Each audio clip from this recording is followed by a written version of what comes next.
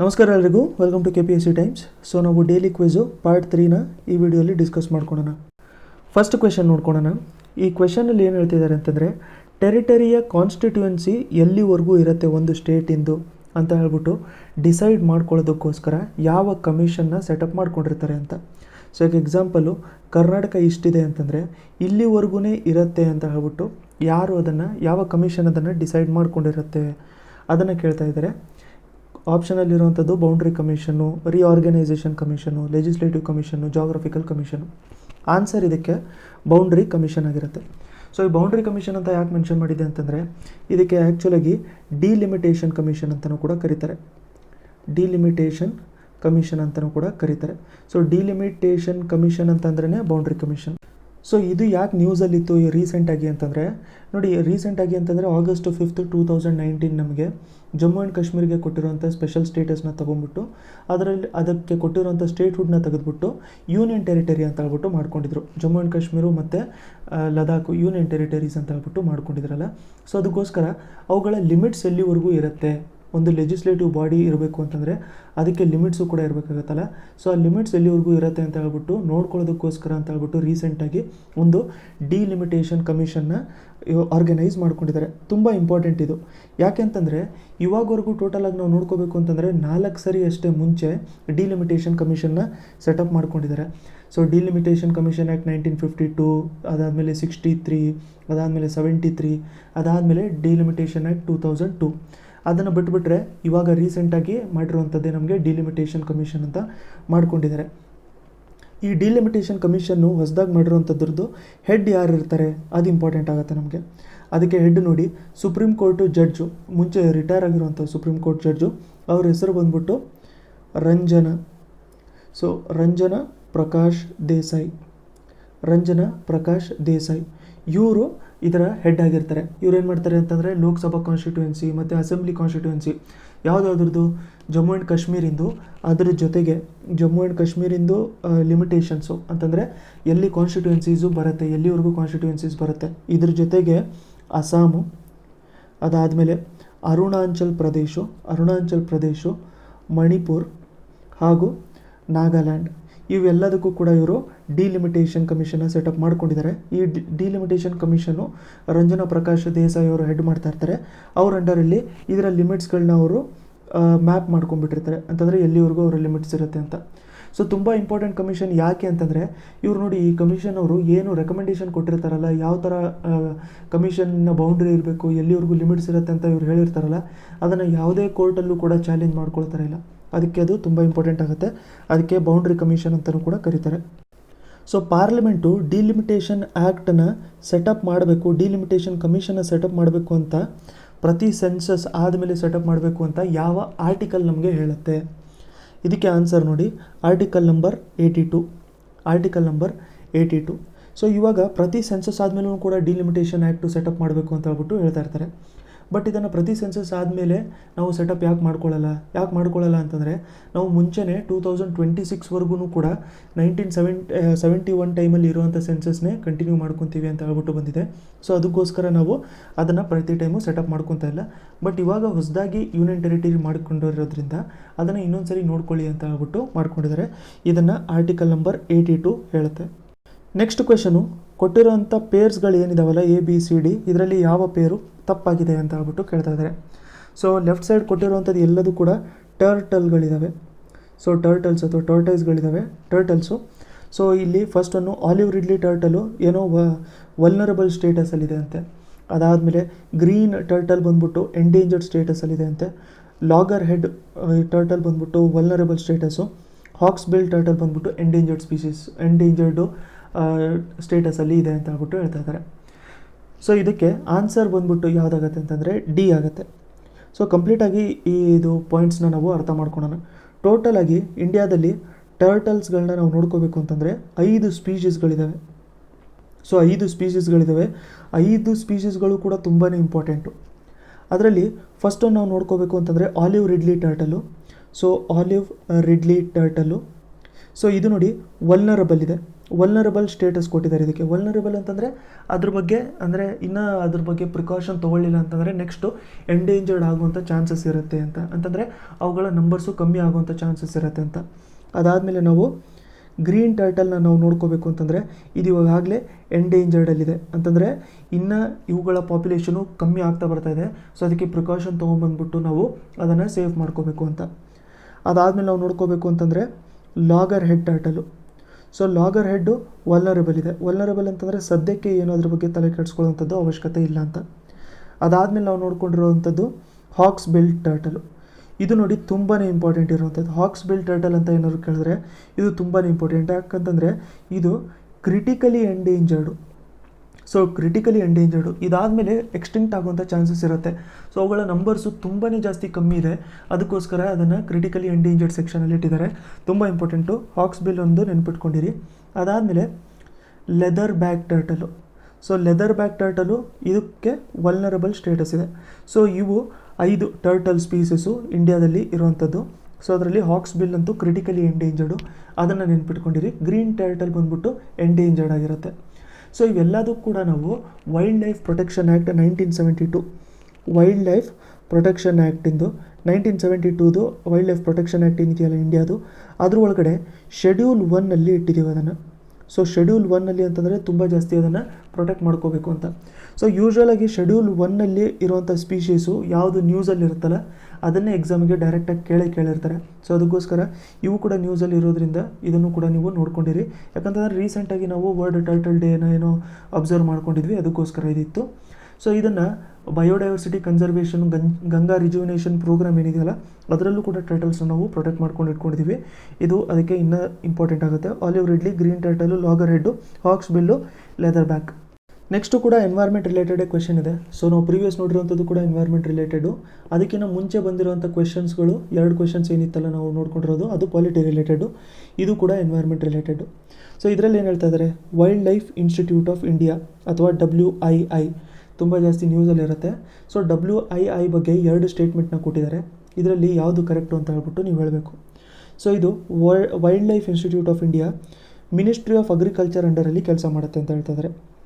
Second statement ಬಂದ್ಬಿಟ್ಟು ಇದರ head quarters ಡೆಲ್ಲಿಯಲ್ಲಿದೆ ಅಂತ ಹೇಳ್ತಾ ಇದ್ದಾರೆ. ಸೊ ಕೊಟ್ಟಿರೋಂಥ ಸ್ಟೇಟ್ಮೆಂಟಲ್ಲಿ ಯಾವ ಸ್ಟೇಟ್ಮೆಂಟು ಕರೆಕ್ಟು ಅಂತ ನೋಡಬೇಕು. ಆನ್ಸರ್ ಬಂದ್ಬಿಟ್ಟು ಇದರಲ್ಲಿ ನನ್ ಆಫ್ ದ ಅಬವ್, 2 ಕೂಡ ಸ್ಟೇಟ್ಮೆಂಟು ತಪ್ಪಾಗಿದೆ. ಯಾಕೆ ಅಂತಂದರೆ wild life Institute of India ಈ ಇನ್ಸ್ಟಿಟ್ಯೂಟ್ ಏನಿದೆಯಲ್ಲ ಇದೊಂದು autonomous institution. So autonomous institution ಆದರೆ ಇದು ಕೆಲಸ ಮಾಡುವಂಥದ್ದು ministry of environment, forest and climate change. Ministry of environment, forest and climate change ಅದರ ಅಂಡರು ಇದು ಕೆಲಸ ಮಾಡ್ತಾ ಇರುತ್ತೆ. ಇದನ್ನು ಎಸ್ಟಾಬ್ಲಿಷ್ ಮಾಡಿದ್ದು ಸ್ಟಾರ್ಟ್ ಆಗಿದ್ದು 1982. ಸೊ 1982 ಸ್ಟಾರ್ಟ್ ಆಗಿತ್ತು. ನಾವು ವೈಲ್ಡ್ ಲೈಫ್ ಪ್ರೊಟೆಕ್ಷನ್ ಆ್ಯಕ್ಟ್ ನೋಡಿರುವಂಥದ್ದು 1972, ಇದು ನಮಗೆ 1982 ಸ್ಟಾರ್ಟ್ ಆಗಿರುವಂಥದ್ದು. ಇವ್ರು ಏನು ಮಾಡ್ಕೊತಾರೆ ಅಂತಂದರೆ ರಿಸರ್ಚ್ ಆ್ಯಕ್ಟಿವಿಟೀಸ್ನ ಕಂಡಕ್ಟ್ ಮಾಡ್ತಾರೆ.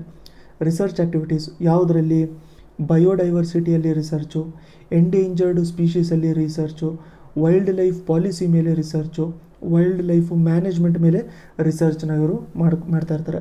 ಅದಾದಮೇಲೆ ನಾವು ನೋಡ್ಕೋಬೇಕು ಅಂತಂದರೆ ಇದರ ಹೆಡ್ ಕ್ವಾರ್ಟರ್ ಬಂದ್ಬಿಟ್ಟು ನ್ಯೂ ಡೆಲ್ಲಿಯಲ್ಲ, ಇದು ಡೆಹ್ರಾದೂನ್ ಬೇಸ್ಡು.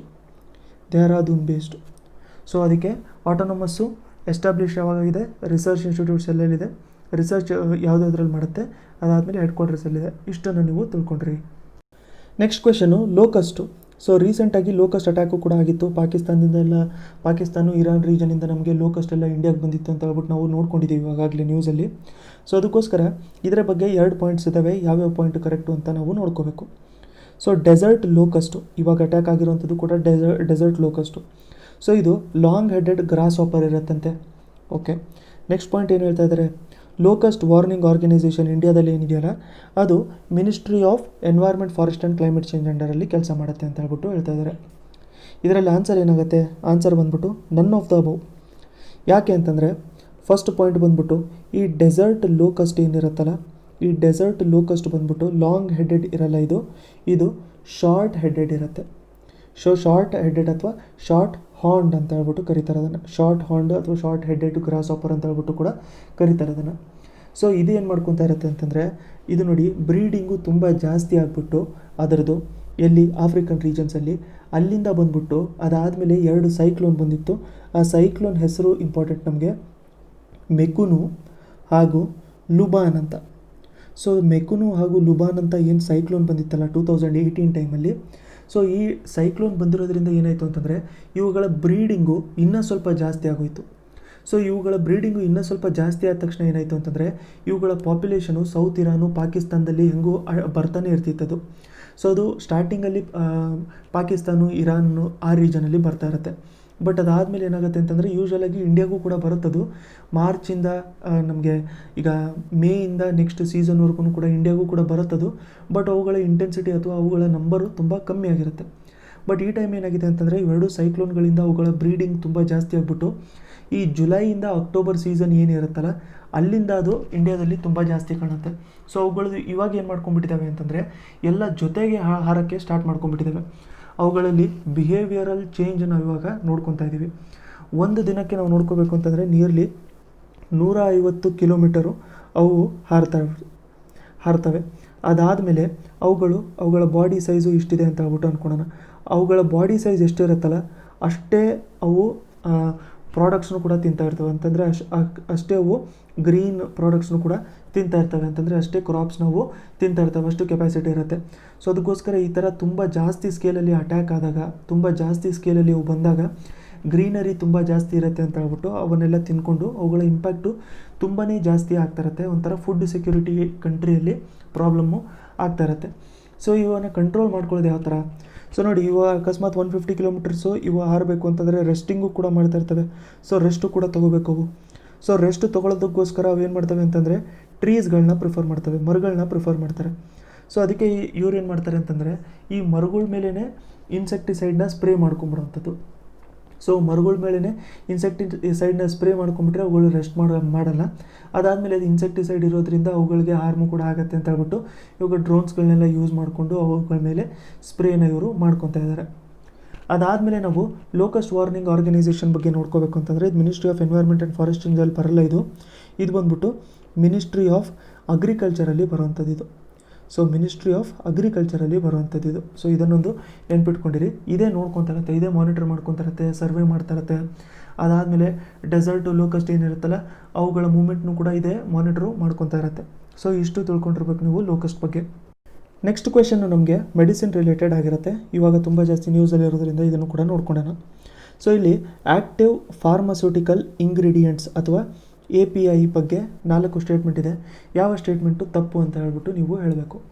ಸೊ ಇದರಲ್ಲಿ ಫಸ್ಟ್ ಸ್ಟೇಟ್ಮೆಂಟ್ ಏನು ಹೇಳ್ತಾ ಇದ್ದಾರೆ, ಪ್ಯಾರಾಸಿಟಮಲ್ ಒಂದು ಆ್ಯಕ್ಟಿವ್ ಫಾರ್ಮಸ್ಯೂಟಿಕಲ್ ಇಂಗ್ರೀಡಿಯೆಂಟ್ ಅಂತೆ ಕ್ರೋಸಿನಲ್ಲಿ. ಸೊ ಕ್ರೋಸಿನಲ್ಲಿ ಪ್ಯಾರಾಸಿಟಮಾಲ್ ಯೂಸ್ ಮಾಡ್ತಾರೆ ಅಂತ ಹೇಳ್ತಾ ಇದ್ದಾರೆ.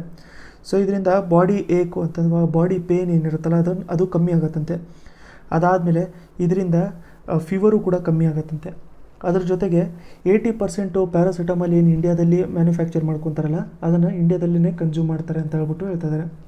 ಸೊ ಕೊಟ್ಟಿರೋಂಥ ಸ್ಟೇಟ್ಮೆಂಟಲ್ಲಿ ಯಾವ ಸ್ಟೇಟ್ಮೆಂಟ್ ತಪ್ಪು ಅಂತ ನಾವು ನೋಡ್ಕೋಬೇಕು ಅಂತಂದರೆ ಆನ್ಸರ್ ಬಂದ್ಬಿಟ್ಟು ಡಿ ಆಗುತ್ತೆ. ಸೊ 80% ಅಷ್ಟೇನು ಯೂಸ್ ಮಾಡ್ಕೊಳ್ಳಲ್ಲ, ನಿಯರ್ಲಿ 30 to 40% ಅಷ್ಟೇ ಇಂಡಿಯಾದಲ್ಲಿ ಯೂಸ್ ಮಾಡ್ಕೊತಾರೆ. ಮಿಕ್ಕಿದೆಲ್ಲದು ಕೂಡ ಬೇರೆ ಕಡೆಗೆ ಎಕ್ಸ್ಪೋರ್ಟ್ ಮಾಡ್ಕೊತಾ ಇರ್ತಾರೆ. ಸೊ ಇದು ಪ್ರತಿ ಮೆಡಿಸಿನಲ್ಲೂ ಕೂಡ 2 ಇಂಗ್ರೀಡಿಯೆಂಟ್ಸ್ ಇರುತ್ತೆ. ಸೊ ಇಂಗ್ರೀಡಿಯೆಂಟ್ಸು ಮೆಡಿಸಿನಲ್ಲಿ ನಾವು ನೋಡ್ಕೋಬೇಕು ಅಂತಂದರೆ 2 ಇಂಗ್ರೀಡಿಯೆಂಟ್ಸ್ನ ಆ್ಯಡು ಮಾಡ್ಕೊಂಡಿರ್ತಾರೆ. ಒಂದು ಬಂದ್ಬಿಟ್ಟು ಆ್ಯಕ್ಟಿವ್ ಆಗಿರುವಂಥದ್ದು API, ಇದನ್ನು ಏನು API ಅಂತ ಹೇಳ್ಬಿಟ್ಟು ಕರಿತೀವಿ, ಆ್ಯಕ್ಟಿವ್ ಫಾರ್ಮಸ್ಯೂಟಿಕಲ್ ಇಂಗ್ರೀಡಿಯೆಂಟ್ಸು. ಇನ್ನೊಂದು ಬಂದ್ಬಿಟ್ಟು ಇನ್ಆ್ಯಕ್ಟಿವ್ ಇರುತ್ತೆ. ಸೊ ಆ್ಯಕ್ಟಿವ್ ಇರುವಂಥದ್ದೊಂದು, ಇನ್ನೊಂದು ಇನ್ಆ್ಯಕ್ಟಿವ್. ಸೊ ಇನ್ಆ್ಯಕ್ಟಿವ್ ಅಂತಂದರೆ ಅದರಲ್ಲಿ ಕೆಮಿಕಲ್ಸ್ ಏನು ಆ್ಯಡ್ ಮಾಡಿರ್ತಾರಲ್ಲ ಅದು ಅಷ್ಟೊಂದು ಆ್ಯಕ್ಟಿವ್ ಆಗಿ ಇರಲ್ಲ ಅಂತ ಹೇಳ್ಬಿಟ್ಟು ಹೇಳ್ತಾ ಇರ್ತಾರೆ. ಸೊ ಇದು API ಅಂತ ನಾವೇನು ನೋಡ್ಕೊತಾ ಇದ್ದೀವಿ ಇಲ್ಲಿ, ಆ್ಯಕ್ಟಿವ್ ಫಾರ್ಮಸ್ಯೂಟಿಕಲ್ ಇಂಗ್ರೀಡಿಯೆಂಟ್ಸು, ಇದೊಂದು ಕೆಮಿಕಲ್ ಕಾಂಪೌಂಡ್ ಇರುತ್ತೆ. ತುಂಬಾ ಇಂಪಾರ್ಟೆಂಟ್ ರಾ ಮೆಟೀರಿಯಲು. ಯಾವುದೇ ಮೆಡಿಸಿನ್ನ ಫಿನಿಶ್ಡ್ ಮೆಡಿಸಿನ್ ಮಾಡ್ಕೊಳ್ಳೋದಕ್ಕೆ, ಪ್ರೊಡ್ಯೂಸ್ ಮಾಡಿಕೊಂಡು ಫಿನಿಶಿಂಗ್ ಮಾಡ್ಕೊಳ್ಳೋದಕ್ಕೋಸ್ಕರ ಯಾವುದೇ ಮೆಡಿಸಿನ್ಗೂ ಕೂಡ API ತುಂಬ ಇಂಪಾರ್ಟೆಂಟ್ ಆಗಿರುತ್ತೆ. ಸೊ ಅದಕ್ಕೆ ಇದನ್ನು ಪ್ಯಾರಾಸಿಟಮಾಲ್ ಎಕ್ಸಾಂಪಲು API ಅದು ಕ್ರೋಸಿನಲ್ಲಿ ಯೂಸ್ ಮಾಡ್ಕೊತಾರೆ, ಆ ಥರ ಇರುತ್ತೆ ಅದು. ಸೊ ತುಂಬ ಜಾಸ್ತಿ ಡೀಟೇಲ್ಸ್ ಏನು ಬೇಡ, ಬಟ್ ಇಲ್ಲಿ ಕೊಟ್ಟಿರೋಂಥ ಸ್ಟೇಟ್ಮೆಂಟ್ಸ್ಗಳನ್ನೂ ಕೂಡ ನೋಡ್ಕೊಂಡಿರಿ. ಅದ್ರ ಮೇಲೇ ಬೇರೆ ಕ್ವೆಶನು ಕೂಡ ಕೇಳ್ಕೊಂಡಿರ್ಬೋದು. ನೆಕ್ಸ್ಟ್ ಕ್ವೆಶನು, ಉಯ್ಗೂರ್ಸ್ ಅಂತಂದರೆ ನಿಮಗೆ ಏನು ಅರ್ಥ ಆಗುತ್ತೆ ಅಂತ ಹೇಳ್ಬಿಟ್ಟು ಕೇಳ್ತಾ ಇದ್ದಾರೆ. What do you understand by Uyghurs ಅಂತ? ಸೊ ಇವರು ಕುರ್ದ್ಸ್ ಅಂತೆ ಟರ್ಕಿ ರೀಜನ್ ಅವ್ರದ್ದು, ಪಶ್ತೂನ್ಸ್ ಅಂತೆ ಪಾಕಿಸ್ತಾನ್ ರೀಜನ್ ಅವರು, ಮುಸ್ಲಿಮ್ಸ್ ಅಂತೆ ಝೀಜಿಯಾಂಗ್ ರೀಜನ್ ಅವರು, ರೋಹಿಂಗ್ಯಾಸ್ ಆಫ್ ಮಯನ್ಮಾರ್ ಅಂತ ಹೇಳ್ಬಿಟ್ಟು ಹೇಳ್ತಾ ಇದ್ದಾರೆ. ಸೊ ಇದರಲ್ಲಿ ಕರೆಕ್ಟ್ ಆನ್ಸರ್ ಬಂದ್ಬಿಟ್ಟು ಮುಸ್ಲಿಮ್ಸು ಝೀಜಿಯಾಂಗ್ ರೀಜನ್ ಅವರು ಅಂತ ಹೇಳ್ಬಿಟ್ಟು ಹೇಳ್ತಾ ಇದ್ದಾರೆ. ಇದನ್ನು ನಾವು ಮ್ಯಾಪಲ್ಲಿ ಅರ್ಥ ಮಾಡ್ಕೊಳ್ಳೋಣ, ತುಂಬ ಇಂಪಾರ್ಟೆಂಟ್ ಆಗಿರುತ್ತಿದ್ದು. ಸೊ ಎಕ್ಸಾಂಪಲು ಇದನ್ನು ನಾವು ವರ್ಡ್ ಮ್ಯಾಪ್ ಅಂತ ಹೇಳ್ಬಿಟ್ಟು ತೊಗೊಂಡಿರೋಣ. ಸೊ ಇಲ್ಲಿ ಫಸ್ಟ್ ಒನ್ ನಾವು ಕುರ್ದ್ಸ್ ಅಂದರೆ ಯಾರು ಅಂತ ಹೇಳ್ಬಿಟ್ಟು ನೋಡ್ಕೊಳ್ಳೋಣ. ಸೊ ಕುರ್ದ್ಸ್ ಅಂತಂದರೆ ನೋಡಿ, ಅವರು ಕೂಡ ಒಂದು ಪಾಪ್ಯುಲೇಷನ್ನು. ಅವರು ಯಾವ್ಯಾವ ರೀಜನಲ್ಲಿದ್ದಾರೆ ಅಂತಂದರೆ ಇರಾನು, ಇರಾಕು, ಸಿರಿಯಾ, ಟರ್ಕಿ ಮತ್ತು ಅರ್ಮೇನಿಯಾ. ಸೊ ಮ್ಯಾಪಲ್ಲಿ ಎಲ್ಲಿದೆ ಅಂತಂದರೆ ಇಲ್ಲಿ ಟರ್ಕಿ ಇದೆ, ಅದಾದಮೇಲೆ ಇಲ್ಲಿ ಅರ್ಮೇನಿಯಾ ಇದೆ, ಅದಾದಮೇಲೆ ಇಲ್ಲಿ ಇರಾಕ್ ಇದೆ, ಅದಾದಮೇಲೆ ಇಲ್ಲಿ ಸಿರಿಯಾ ಇದೆ, ಅದಾದಮೇಲೆ ಈ ರೀಜನಲ್ಲಿ ನಮಗೆ ಇಲ್ಲಿ ಇರಾನ್ ಇದೆ. ಸೊ ಈ ರೀಜನ್ಗಳಲ್ಲಿ ಅವರು ಉಳ್ಕೊಂಡ್ಬಿಟ್ಟಿದ್ದಾರೆ ಇವಾಗ. ಸೊ ಅವ್ರನ್ನ ಕುರ್ದ್ಸ್ ಅಂತ ಹೇಳ್ಬಿಟ್ಟು ಕರೀತಾರೆ. ಸೊ ಕುರ್ದ್ಸ್ ಅವ್ರದ್ದು ಕೂಡ ತುಂಬ ವರ್ಷದಿಂದ ಏನು ಡಿಮ್ಯಾಂಡ್ ನಡೀತಾ ಇದೆ ಅಂತಂದರೆ ಅವ್ರುಗಳು ಇರೋವಂಥ ಏರಿಯಾನ ಸಪ್ರೇಟಾಗಿ ಒಂದು ಕಂಟ್ರಿ ಅಂತ ಮಾಡಿಕೊಟ್ರೆ ಅವ್ರು ಅದನ್ನು ಕುರ್ದಿಸ್ತಾನ್ ಅಂತ ಮಾಡ್ಕೊತಾರಂತೆ. ಸೊ ಅದಕ್ಕೋಸ್ಕರ ಅದು ಕುರ್ದ್ಸ್ ಒಂದು ಇಶ್ಯೂ ಇದೆ. ಅದಾದಮೇಲೆ ನಾವು ರೋಹಿಂಗ್ಯಾಸ್ನ ನಾವು ನೋಡ್ಕೋಬೇಕು ಅಂತಂದರೆ ಅವರು ಇಲ್ಲಿ ಮಯನ್ಮಾರ್ ರೀಜನಲ್ಲಿ. ಸೊ ಲಾಸ್ಟ್ 2 ಇಯರ್ಸು ತುಂಬ ಜಾಸ್ತಿ ನ್ಯೂಸಲ್ಲಿತ್ತು ರೋಹಿಂಗ್ಯಾ ಮುಸ್ಲಿಮ್ಸು. ಅದಾದಮೇಲೆ ಇವಾಗ ಕ್ವೆಶನಲ್ಲಿ ನಾವು ಬರಬೇಕು ಅಂತಂದರೆ ಝೀಜಿಯಾಂಗ್ ರೀಜನು. ಸೊ ಝೀಜಿಯಾಂಗ್ ರೀಜನ್ ನೋಡಿ, ಆಲ್ಮೋಸ್ಟ್ ನಮಗೆ ಇಲ್ಲಿ ಚೈನಾದು ವೆಸ್ಟ್ ಸೈಡ್ ಏನು ಬರುತ್ತಲ್ಲ ಈ ರೀಜನಲ್ಲಿ ಇರ್ತಾರೆ ಅವರು. ಸೊ ಅವ್ರನ್ನ ಈ ರೀಜನಲ್ಲಿ ಇರುವಂಥ ಮುಸ್ಲಿಮ್ಸಿಗೆ ನಾವೇನಂತ ಕರಿತೀವಿ ಅಂತಂದರೆ ಉಯ್ಗೂರ್ಸ್ ಅಂತ ಹೇಳ್ಬಿಟ್ಟು ಕರಿತೀವಿ. ಸೊ ಪ್ರಾಬ್ಲಮ್ ಏನಾಗಿದೆ ಅಂತಂದರೆ ಚೈನಾದು ಈ ವೆಸ್ಟ್ ರೀಜನಲ್ಲಿ ಉಯ್ಗೂರ್ಸು ಅಥವಾ ಈ ಮುಸ್ಲಿಮ್ಸ್ ಇರೋದ್ರಿಂದ ಅದು ಚೈನಾ ಅವರು ಏನು ಮಾಡ್ಕೊತಾ ಇದ್ರು ಅಂತಂದರೆ ಅವ್ರ ಕಡೆಯಿಂದ ಕೆಲವೊಂದು ಚೈನೀಸ್ ಅವ್ರನ್ನೂ ಕೂಡ ಅವರು ಕಳಿಸ್ತಾಯಿದ್ರು ಇಲ್ಲಿ ಅವರ ಪಾಪ್ಯುಲೇಷನ್ನ ಕಮ್ಮಿ ಮಾಡಿಸ್ಕೊಳ್ಳೋದಕ್ಕೋಸ್ಕರ. ಸೊ ಟೆಕ್ನಿಕಲಾಗಿ ನಾವು ಹೇಳಬೇಕು ಅಂತಂದರೆ ಅವರ ಪಾಪ್ಯುಲೇಷನ್ನು ಇಲ್ಲಿ ಮುಸ್ಲಿಂ ಮೈನಾರಿಟಿ ಕಮ್ಯುನಿಟಿ ಏನಿದೆಯಲ್ಲ ಉಯ್ಗೂರ್ಸು, ಇದು ಚೈನೀಸ್ ಟೆರಿಟರಿಯಲ್ಲಿ ಅವ್ರನ್ನ ಕಮ್ಮಿ ಮಾಡ್ಕೋಬೇಕು ಅಂತ ಹೇಳ್ಬಿಟ್ಟು ಇವರು ಕೂಡ ಕೆಲವೊಂದು ಇಲ್ಲಿ ಚೈನೀಸ್ನ ಕಳಿಸ್ತಾಯಿದ್ರು. ಬಟ್ ಅದರಿಂದ ಇವ್ರು ಏನು ಮಾಡಿದ್ರು ಅಂತಂದರೆ ಉಯ್ಗೂರ್ಸು ಅಲ್ಲಿ ಒಂದು ಸ್ವಲ್ಪ ವೈಲೆನ್ಸು ಕೂಡ ನಡೀತು ಅಲ್ಲಿ. ಅದಾದಮೇಲೆ ಮಸಾಕರು, ಮರ್ಡರು ಕೂಡ ಆಯ್ತಲ್ಲಿ. ಸೊ ಅಲ್ಲಿ ತುಂಬಾ ಜಾಸ್ತಿ ಕಾನ್ಫ್ಲಿಕ್ಟ್ ನಡೀತಾ ಇತ್ತು. ಅದಕ್ಕೋಸ್ಕರ ಇದು ಉಯ್ಗೂರ್ಸು ತುಂಬ ಜಾಸ್ತಿ ನ್ಯೂಸಲ್ಲಿತ್ತು. ಸೊ ಉಯ್ಗೂರ್ಸ್ ಅಂತಂದರೆ ನೀವೇನು ನೆನ್ಪಿಟ್ಕೊಂಡಿರಬೇಕು, minority Muslim community concentrated in the countries north western Xinjiang province. Xinjiang ಪ್ರಾವಿನ್ಸಿಂದು ನಾರ್ತ್ ವೆಸ್ಟರ್ನ್ ಪಾರ್ಟಲ್ಲಿ ಇರುವಂಥವ್ರೆ ಇಲ್ಲಿ ನಮಗೆ ಉಯ್ಗೂರ್ಸ್ ಅಂತ ಹೇಳ್ಬಿಟ್ಟು. ಸೊ ಇಷ್ಟು ನೋಡ್ಕೊಂಡಿರಿ ನೀವು ಮ್ಯಾಪಲ್ಲಿ. ಅಕಸ್ಮಾತ್ ಏನಾದ್ರು ಡೈರೆಕ್ಟಾಗಿ ಕ್ವೆಶನ್ ಕೇಳಿದ್ರೆ ನಿಮ್ಗೆ ಆನ್ಸರ್ ಮಾಡೋಕ್ಕಾಗತ್ತೆ. Next Kangra tea. So Kangra ಟೀಗೆ ರೀಸೆಂಟಾಗಿ GI ಟ್ಯಾಗ್ನ ಕೊಟ್ಟಿದ್ರು. GI ಅಂತಂದರೆ ಜಾಗ್ರಫಿಕಲ್ ಇಂಡಿಕೇಶನ್ ಟ್ಯಾಗ್ನ ಕೊಟ್ಟಿದ್ರು. ಸೊ ಇದು ಯಾವ ಸ್ಟೇಟಿಂದು ಟೀ ಅಂತ ಹೇಳ್ಬಿಟ್ಟು ಕೇಳ್ತಾ ಇದ್ದಾರೆ. ಅಸ್ಸಾಂ, ಸಿಕ್ಕಿಂ, ಹಿಮಾಚಲ್ ಪ್ರದೇಶ್, ಉತ್ತರಾಖಂಡ್. ಆನ್ಸರ್ ಬಂದ್ಬಿಟ್ಟು ಇದು ಹಿಮಾಚಲ್ ಪ್ರದೇಶ್. ಸೊ ಹಿಮಾಚಲ್ ಪ್ರದೇಶ್ ಬೇಸ್ಡು ಇದೊಂದು ಟೀ ಇದು. ಸೊ ಇದಕ್ಕೊಂದು ಯೂನೀಕಾಗಿ ಒಂದು ಕಲರ್ ಇರುತ್ತೆ, ಅದಕ್ಕೂ ಕೂಡ ಒಂದು ಬೇರೆ ಥರ ಫ್ಲೇವರ್ ಇರುತ್ತೆ. ಸೊ ಅದಕ್ಕೋಸ್ಕರ ಆ ಪ್ರಾಡಕ್ಟಿಗೆ ವ್ಯಾಲ್ಯೂ ಕೊಡಬೇಕು ಅಂತ ಹೇಳ್ಬಿಟ್ಟು ಅದಕ್ಕೆ ರೀಸೆಂಟಾಗಿ ಜಾಗ್ರಫಿಕಲ್ ಇಂಡಿಕೇಶನ್ನ ಕೊಟ್ಟಿದ್ದಾರೆ. ಅದ್ರ ಜೊತೆಗೆ ಅದರಿಂದ ಹೆಲ್ತ್ ಬೆನಿಫಿಟ್ಸು ಕೂಡ ತುಂಬ ಜಾಸ್ತಿ ಇರುತ್ತೆ. ಸೊ ಹೆಲ್ತ್ ಬೆನಿಫಿಟ್ಸ್ನ ನಾವು ನೋಡ್ಕೋಬೇಕು ಅಂತಂದರೆ ಫಸ್ಟನ್ನು ವೇಟ್ ಲಾಸ್ನ ಪ್ರಮೋಟ್ ಮಾಡ್ಕೊಳ್ಳುತ್ತದು. ಸೊ ವೇಟ್ ಲಾಸಿಗೆ ಹೆಲ್ಪ್ ಮಾಡುತ್ತೆ ಈ ಟೀ. ಅದಾದಮೇಲೆ ಬಾಡಿಯಲ್ಲಿ ಇಮ್ಯುನಿಟಿನ ಬಿಲ್ಡ್ ಮಾಡುತ್ತೆ. ಅದಾದಮೇಲೆ ಓರಲ್ ಹೆಲ್ತನ್ನು ಬಿಲ್ಡ್ ಮಾಡುತ್ತೆ ಬಾಡಿಯಲ್ಲಿ. ಸೊ ಓರಲ್ ಹೆಲ್ತ್ ಇಂಪ್ರೂವ್ಮೆಂಟ್ ಆಗ್ತಾ ಇರುತ್ತೆ. ಅದಾದಮೇಲೆ ಮೆಂಟಲ್ ಅಲರ್ಟ್ನೆಸ್ನ ಇಂಪ್ರೂವ್ ಮಾಡುತ್ತೆ. ಸೊ ಮೆಂಟಲ್ ಅಲರ್ಟ್ನೆಸ್ನ ಇದು ಇಂಪ್ರೂವ್ ಮಾಡ್ಕೊತಾ ಇರುತ್ತೆ. ಸೊ ಇಷ್ಟು ಹೆಲ್ತ್ ಬೆನಿಫಿಟ್ಸ್ ಇರುತ್ತೆ ಈ ಕಾಂಗ್ರಾ ಟೀಯಿಂದ. ಸೊ ಯಾವ ಸ್ಟೇಟಿಂದು ಅಂತಂದರೆ Himachal Pradesh. Next question border roads organisation. Border roads organisation ಯಾವ ಮಿನಿಸ್ಟ್ರಿ ಅಂಡರಲ್ಲಿ ಕೆಲಸ ಮಾಡುತ್ತೆ ಅಂತ ಕೇಳ್ತಾ ಇದ್ದಾರೆ. ಸೊ ಡೈರೆಕ್ಟ್ ಕ್ವೆಶನ್ ಇದು. ಆನ್ಸರ್ ಬಂದ್ಬಿಟ್ಟು ಮಿನಿಸ್ಟ್ರಿ ಆಫ್ ಡಿಫೆನ್ಸ್. ಟ್ರಾನ್ಸ್ಪೋರ್ಟ್ ಅಲ್ಲ, ಮಿನಿಸ್ಟ್ರಿ ಆಫ್ ಡಿಫೆನ್ಸ್ ಅಂಡರಲ್ಲಿ ಇದು ಕೆಲಸ ಮಾಡುತ್ತೆ. ಸೊ ಬಾರ್ಡರ್ ರೋಡ್ ಆರ್ಗನೈಸೇಷನ್ ಅಥವಾ ಬ್ರೋ ಅಂತ ನಾವೇನು ಕರಿತೀವಿ ಇದನ್ನು. ಸೊ ಇದನ್ನು ಸ್ಟಾರ್ಟ್ ಮಾಡಿದ್ದು 1960s ಯಾರು ಅಂತಂದರೆ ಪಂಡಿತ್ ಜವಾಹರ್ಲಾಲ್ ನೆಹರು. ಸೊ ಪಂಡಿತ್ ಜವಾಹರ್ಲಾಲ್ ನೆಹರು. ಸೊ ನಾವು ನಿನ್ನೆ ಕ್ವೆಶನ್ಸಲ್ಲಿ ನಿನ್ನೆ ಕ್ವಿಝಲ್ಲಿ ಏನು ಡಿಸ್ಕಸ್ ಮಾಡ್ಕೊಂಡಿದ್ವಿ ಅಂತಂದರೆ ಒಂದು ಚಾರ್ಧಾಮ್ ಪ್ರಾಜೆಕ್ಟ್ ಬಗ್ಗೆ ಡಿಸ್ಕಸ್ಸು ಮಾಡ್ಕೊಂಡಿದ್ವಿ. ಸೊ ಅದೊಂಥರ ನಮ್ಮ ಪ್ರೈಮ್ ಮಿನಿಸ್ಟರ್ ಅವರ ಡ್ರೀಮ್ ಪ್ರಾಜೆಕ್ಟ್ ಆಗಿತ್ತು. ಸೊ ಅದನ್ನು ಕಂಪ್ಲೀಟ್ ಮಾಡಿದ್ದು ಕೂಡ ಬಾರ್ಡರ್ ರೋಡ್ಸ್ ಆರ್ಗನೈಸೇಷನ್. ಸೊ ಈ ವರ್ಷ ಕಂಪ್ಲೀಟ್ ಆಗಿರೋದ್ರಿಂದ ಬಾರ್ಡರ್ ರೋಡ್ ಆರ್ಗನೈಸೇಷನ್ ಕೂಡ ತುಂಬ ನ್ಯೂಸಲ್ಲಿರೋದ್ರಿಂದ ಇದು ಇಂಪಾರ್ಟೆಂಟ್ ಆಗುತ್ತೆ ನಮಗೆ. ಸೊ 1960s ಪಂಡಿತ್ ಜವಾಹರ್ಲಾಲ್ ನೆಹರು ಅದನ್ನು ಸ್ಟಾರ್ಟ್ ಮಾಡ್ಕೊಂಡಿದ್ದು. ಇದೇನು ಅಂತಂದರೆ ಒಳ್ಳೆ ಡೆವಲಪ್ಮೆಂಟ್ ಆಗಬೇಕು ರೋಡ್ ನೆಟ್ವರ್ಕ್ಸಿಂದು. ಯಾವ ರೀಜನ್ಗಳಲ್ಲಿ ನಾರ್ತ್ ಮತ್ತು north eastern border region. So north ಮತ್ತು ನಾರ್ತ್ ಈಸ್ಟರ್ನ್ ಬಾರ್ಡರ್ ರೀಜನ್ ಕಂಟ್ರೀಸಲ್ಲಿ ಬೇಗ ಡೆವಲಪ್ಮೆಂಟ್ ಆಗಬೇಕು ಅಂತ ಹೇಳ್ಬಿಟ್ಟು ಬಾರ್ಡರ್ ರೋಡ್ಸ್ ಆರ್ಗನೈಸೇಷನ್ ಇವರು ಸೆಟಪ್ ಮಾಡ್ಕೊಂಡಿದ್ದರು. ಸೊ ಇದು ಯಾವ ಮಿನಿಸ್ಟ್ರಿ ಅಂಡರಲ್ಲಿ ಕೆಲಸ ಮಾಡುತ್ತೆ ಅಂತಂದರೆ ಮಿನಿಸ್ಟ್ರಿ ಆಫ್ ಡಿಫೆನ್ಸ್ ಅಂತ ನಾವು ನೋಡ್ಕೊಂಡಿದ್ದೀವಿ. ಸೊ ಇದು ಕನ್ಸ್ಟ್ರಕ್ಷನು, ಡೆವಲಪ್ಮೆಂಟ್ ವರ್ಕ್ಸು ಅಂತಂದರೆ ಏರ್ಫೀಲ್ಡ್ ಮಾಡೋವಂಥದ್ದು ಅಥವಾ ಬೇರೆ ಪ್ರಾಜೆಕ್ಟ್ಸ್ನ ಬಿಲ್ಡ್ ಮಾಡೋದು, ಡಿಫೆನ್ಸ್ ವರ್ಕ್ಸು ಇವೆಲ್ಲದೂ ಕೂಡ ಮಾಡ್ತಾ ಇರುತ್ತೆ border roads organisation. Next question awards related ಇದೆ. ರೀಸೆಂಟಾಗಿ United Nations military gender advocate of the year 2019 award. So 2019 award ಇವಾಗ ಕೊಟ್ಟಿರುವಂಥದ್ದು. 2019 ಯಾರು ಮಿಲಿಟರಿ ಜೆಂಡರ್ ಅಡ್ವೊಕೇಟ್ ಇದ್ದರು ಅಂತ ಹೇಳ್ಬಿಟ್ಟು. ಸೊ ಇದಕ್ಕೆ ಆನ್ಸರ್ ಬಂದ್ಬಿಟ್ಟು both A and B. So first ನಾವು ನೋಡ್ಕೋಬೇಕು ಅಂತಂದರೆ major Suman Gavani. So major Suman Gavani ಇವರು ಇಂಡಿಯಾದವರು. ಅದಾದಮೇಲೆ ನಾವು ನೋಡಬೇಕು ಅಂತಂದರೆ ಕಾರ್ಲಾ ಮಾಂಟೇರೋ ಇವರೇನಿದಾರಲ್ಲ ಇವರು ಬಂದ್ಬಿಟ್ಟು ಬ್ರೆಜಿಲ್ ಬೇಸ್ಡು. ಸೊ ಇವರಿಗೆ ಇದು military gender advocate of the year award ಅಂತ ಹೇಳ್ಬಿಟ್ಟು ಅವಾರ್ಡ್ ಕೊಟ್ಬಿಟ್ಟು ರೆಕಗ್ನೈಸ್ ಮಾಡ್ಕೊಂಡಿದ್ದಾರೆ. ಸೊ ನೀವೇನಾದ್ರು ವರ್ಕ್ ಇಷ್ಟ ಆಗ್ತಾ ಇದ್ದಿದ್ದು, ನಿಮಗೇನಾದರೂ ಈ ವಿಡಿಯೋಸ್ ಎಲ್ಲ ಇಷ್ಟ ಆಗ್ತಾ ಇದ್ದಿದ್ರೆ ಸಪೋರ್ಟ್ ಮಾಡಬೇಕು ಅಂತಂದರೆ ಇಲ್ಲಿ ಗೂಗಲ್ ಪೇ ಲಿಂಕ್ ಇದೆ. ವಾಲಂಟರಿ ಕಾಂಟ್ರಿಬ್ಯೂಷನ್ ಏನಿರುತ್ತೆ ಅದನ್ನು ನಿಮಗೆ ಏನು ಇಷ್ಟ ಆದಷ್ಟು ನೀವು ಕಾಂಟ್ರಿಬ್ಯೂಟ್ ಮಾಡ್ಕೊಂಡಿರ್ಬೋದು. ಜೊತೆಗೆ ಇಲ್ಲಿವರೆಗೂ ನೀವು ವಿಡಿಯೋ ನೋಡ್ಕೊಂಡಿದ್ದೀರಾ ಅಂತಲೇ ಕಂಪ್ಲೀಟಾಗಿ ನೋಡ್ಕೊಂಡಿದ್ದೀರಾ ಅಂತ ಆಗುತ್ತೆ. #ಆರ್ಮಿ ಅಂತ ಹೇಳ್ಬಿಟ್ಟು ನೀವು ಕಮೆಂಟ್ ಸೆಕ್ಷನಲ್ಲಿ ಬರ್ದಿರಿ. ಏನಾದ್ರು ಕ್ವೆಶನ್ ಕೇಳಬೇಕಂದ್ರೂ ಕೂಡ #ಆರ್ಮಿ ಅಂತ ಬರೆದು ಕೇಳಿರಿ. ಅದಕ್ಕೆ ನಾನು ರೆಸ್ಪಾಂಡ್ ಮಾಡ್ಕೊಂಡಿರ್ತೀನಿ. ನೆಕ್ಸ್ಟ್ ವಿಡಿಯೋಲಿ ಮತ್ತೆ ಸಿಗೋಣ.